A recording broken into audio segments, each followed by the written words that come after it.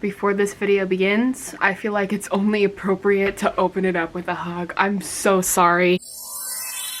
Hi everybody, welcome to March. 2022 is already going by super fast, and now that it's officially March, that means February is over, meaning love season is over. And this also means that a common phenomenon, cuffing season, is now starting to end. So maybe you're watching this video because you've already gone through a breakup and you wanted to know my tips, or you're just curious to know my tips, but if you were watching this video and you just got broken up with, I am so sorry. I really wanted to make this video because I wanted to help someone. Trust me, I have been there, since I am someone who has gotten their heart broken time and time again. Thought I would share my tips through going through this time because it can be a really challenging thing. The biggest thing you have to do, and it can be really hard, is accept that it happened. Unfortunately, there isn't just one way to be broken up with. Some people don't just say, let's break up. Some people want to disguise it in different ways, like, let's take a break, I think we should see other people, kind of wanting to be nice, but it's still horrible. But once you shut off this, oh, they're gonna ask for me back in a couple days, they're gonna message me, they're gonna call me, once you just shut that off and just say, we broke up, it'll make everything so much easier. Even if for some reason there is still hope there, you have to imagine the worst case scenario so you can just continue feeling better and move on with this. Once you accept that you and your ex have officially broken up, get ready for the emotions. Now, these are some emotions that I have felt, and I'm sure all of you out there have felt this way at some point, so let me break it down for you. We have sus. Not sus like suspicious, sus like sad, upset, and smart. Big one, the stereotypical one, right? Sad. Being sad is completely normal. Do not let people tell you, you're sad? Well, you shouldn't be. You should just, quickly, get it all together and move on. No. Be sad, cry, be an emotional wreck if you have to. Let it all flow out of you. Then we have upset. This is my favorite one because some of my best roasts have been made while I'm in this mood. Honestly, you feel really good when you're in this mood because you're just like, I'm so mad at them. Like, who do they think they are? You're in like this challenging mood and you just want to challenge anyone that comes in your way. It's normal to feel this way. If someone wronged you, you can be upset about it. That's okay. Be angry, be upset, maybe punch a pillow. That'll help. And then smart. Smart, she's kind of like underrated, honestly. She is the one who is the most level-headed. She's like, okay, I am no longer in a relationship anymore. This person broke up with me. I have to keep moving on with my life. I shouldn't be sad forever, and being angry is only gonna make things toxic. So I'm just going to, pull myself together and be strong and independent and all of that stuff. It's a lot of self-love and empowerment whenever you're in this mood. What you need to do with those emotions is you need to find the balance. It's okay to be sad, it's okay to be angry, but you don't want things to escalate to like an unsafe degree. For example, you don't want your anger to turn into violence. Be upset, but don't act. Don't act on it. Just feel it. Just let it do its thing. Don't do anything, okay? Great. Let's talk about social media. I have to talk about social media because it's 2022. Everyone has a phone. And what I want you to do with your social media is not use it. I would really recommend disabling your account if you can't. Don't permanently delete it. Obviously, it's up to you, but by taking yourself off of social media for a little bit, you're gonna learn what it's like to be alone a little bit better and figure yourself out and let yourself healthily process your emotions. Most people have that temptation of, let me look at their story, let me look at, their posts, what's going on with them. But this way, you can't even do that because you don't even have a Twitter, you don't even have an Instagram, you can't see them. But if you want to continue using social media, and when you come back to social media, unfollow them. Unfollow them. You know why? Because they broke your heart and they're a jerk. So why would you follow them? Why would you follow anyone who's not going to be nice to you and isn't going to treat you with love and respect, okay? Unfollow them. And if you want to, block. You might be like, yeah, we're cool, like, we'll just not follow each other even though I have a public account and they can just like look through it anytime they want. But you know what? It's a pleasure to see your face. It's a pleasure to see what you're posting. It's a pleasure to see what's going on with your life. Why are you giving them an opportunity to cyberstalk you? Goodbye! goodbye. If you don't deactivate your account, you're probably not going to be posting as much, I assume. Or at least that's what I would recommend. But the big thing for whatever path you take is come back on your time. I don't think you need to rush into it. And when you come back to social media and you want to post something, it's because you want to. Everyone talks about, oh, you have to do the strategic selfie of like, guess who's back? Guess who's living life? You don't have to do that.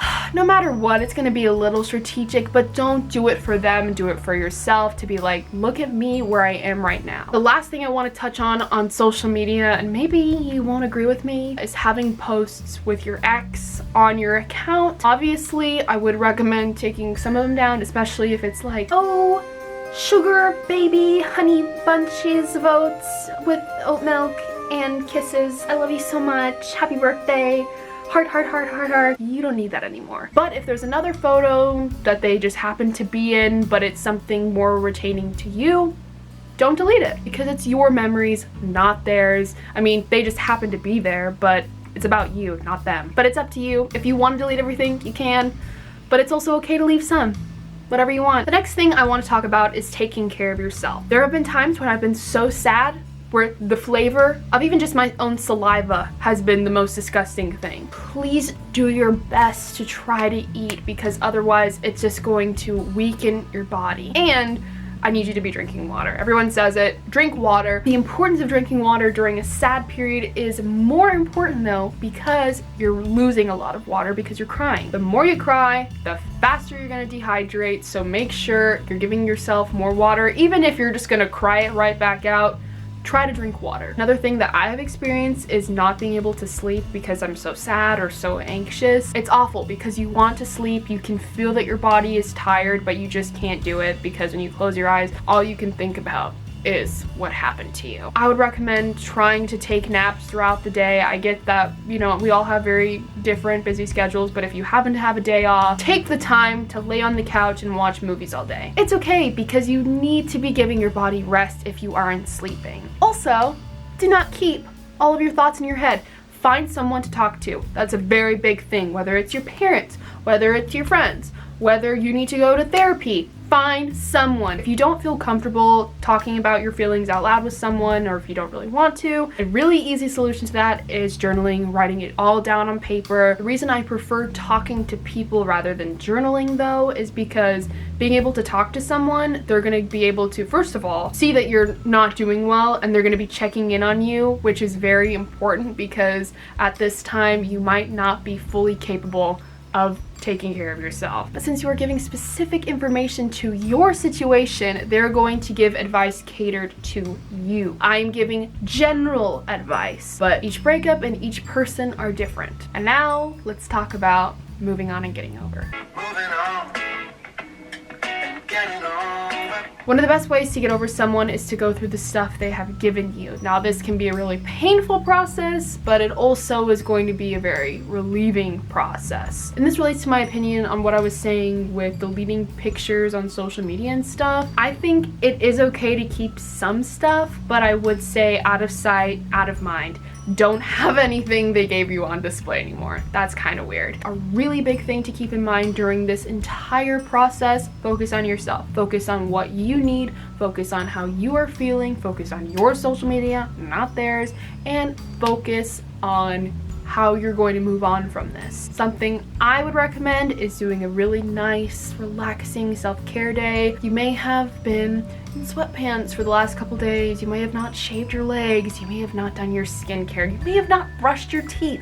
Let's get that together again. Once you do that, you're gonna feel so nice and fresh and beautiful. Do things that make you smile, because that is the best type of glow up. For a while, your mind might still be thinking about like past memories and being sad, and that's totally okay, but something I would recommend to overcome this is trying to stay productive as possible. Whether you put everything into school, everything into your job, start hanging out with your friends more often. The more activities you do, the more your mind is going to be thinking about the activity and not your ex. Now, the big thing that I think all of you want me to talk about. What if they message me? What if they say, let's get back together? Unfortunately, I don't know your specific situation, so I have to talk in general terms. They need to really, really prove themselves before you were to potentially go back with them. You cannot just be like, okay, cool, let's get back together, because that's not gonna work. You need to talk things out. You need to have good communication. And if they never reach out to you, there you go.